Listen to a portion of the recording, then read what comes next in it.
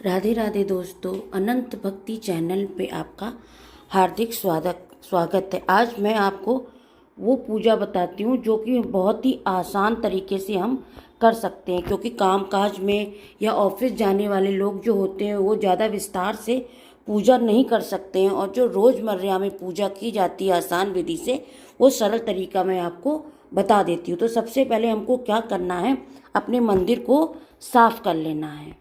तो इस तरीके से मैं अपने सारे मंदिर को अच्छी तरीके से साफ़ कर लूँगी।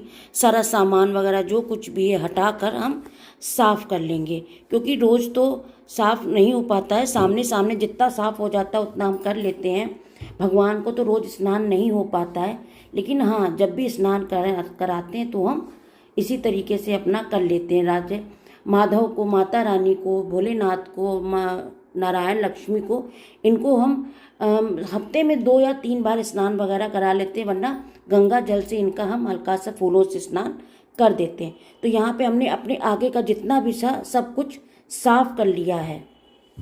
तो यहाँ पे हम माधव को, लड्डू गोपाल को और माता रानी को स्नान करा के जल्दी से इनके वस्त्र को हम बदल देते हैं। तो यहाँ पे मैंने एक बड़ी सी प्लेट ले ली है, इसमें ही हम अपने माधव को बैठा लेंगे और इनके कपड़े वगैरह जो है हटा के फिर इनको अच्छा सा स्नान कराएंगे। इससे पहले जो इनके जो जेवर वगैरह हैं वो सब उतार देते हैं। मैं ज़्यादा जेवर वगैरह नहीं पहनाती हूँ, क्योंकि गिर जाते हैं, चुभते हैं, तो मैं ये ज़्यादा नहीं, इसलिए इनको थोड़ा ही रख पहनाते हैं। जब कुछ होता है त्यौहार वगैरह तभी मैं इनको पूरा जेवर वगैरह पहनाती हूँ। आप ये सोचो ना, हम जो पहनते हैं तो मुझे भी चुभता है वो चीज़, तो लड्डू गोपाल को भी तो चुभेगा, इसलिए बस थोड़ा सा ही हम इसमें इनका वो करते। तो आइए इसको जल्दी से इनका हम वस्त्र हटा देते हैं। तो यहाँ पे हम जल में थोड़ा सा गंगा जल डाल के स्नान कराते हैं। तो इस तरीके से थोड़ा गंगा जल डाल के हम अपने माधव को स्नान करा रहे हैं। तो यहाँ पे हल्का सा पानी डालते जा रहे हैं और अपने लड्डू गोपाल को हम नहलाते जा रहे हैं। इस तरीके से हम जल्दी से इनका स्नान करा देते हैं और उनको पोंछ कर अच्छी तरीके से इनको हम वस्त्र पहना देते हैं। अगर आपके पास समय हो तो आप छुट्टी के दिन इनको दही से या पंचामृत से भी स्नान करा सकते हैं। यहाँ पे हमारे लड्डू गोपाल को नला धुला के मैंने वस्त्र वगैरह पहना दिया है। अब हम यहाँ पे माता रानी का स्नान करा रहे हैं। उनको अच्छी तरीके से स्नान करा के पोंछ के माता रानी को भी हम जल्दी से उनके लहंगा पहना देंगे। इस तरीके से श्रद्धा से, भाव से आप माता रानी को पोंछ के इनको वस्त्र पहना के फिर इनके जो भी स्थान हो इनके वहाँ पर बैठाल कर इनको हम दिया बाती करके पूजा करेंगे।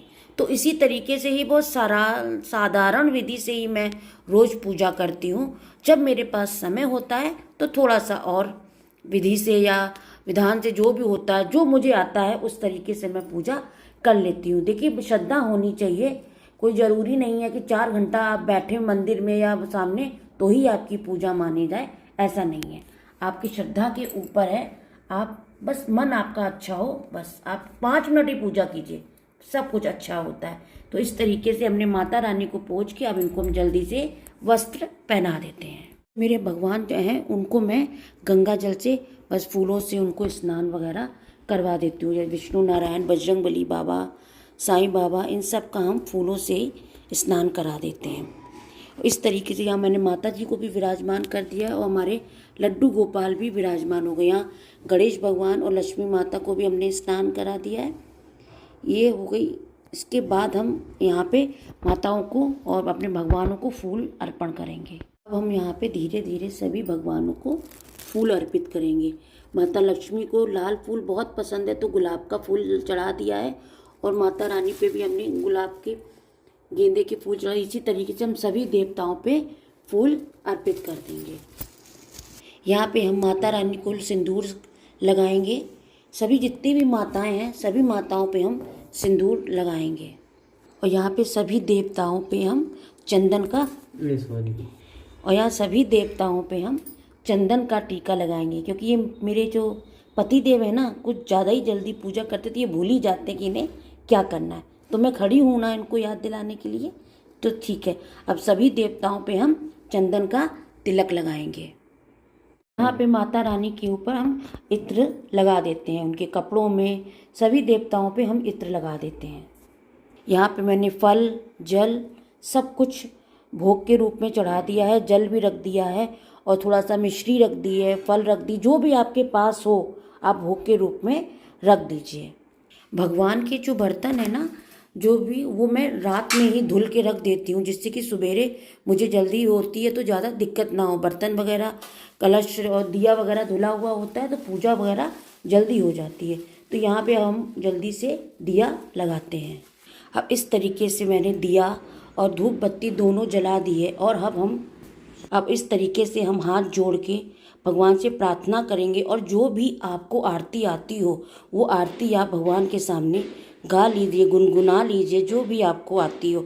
और हाथ जोड़ के अपने दिन की शुरुआत के लिए शुभकामनाएं माता से मांगे, भगवान से मांगे, जो गलती हो उसकी क्षमा मांगे और आगे का जो भी कार्य है वो अपनी माँ के सामने, अपने भगवान के सामने बोलकर अपना दिन शुरुआत करें। तो इस तरीके से मैं अपने दिन की शुरुआत करती हूँ, दिन की पूजा करती हूँ और बहुत ही सरल और बहुत ही जल्द से ये हमारी पूजा हो जाती है। भर्गो देवस्य धीमहि धियो यो न प्रचोदयात्।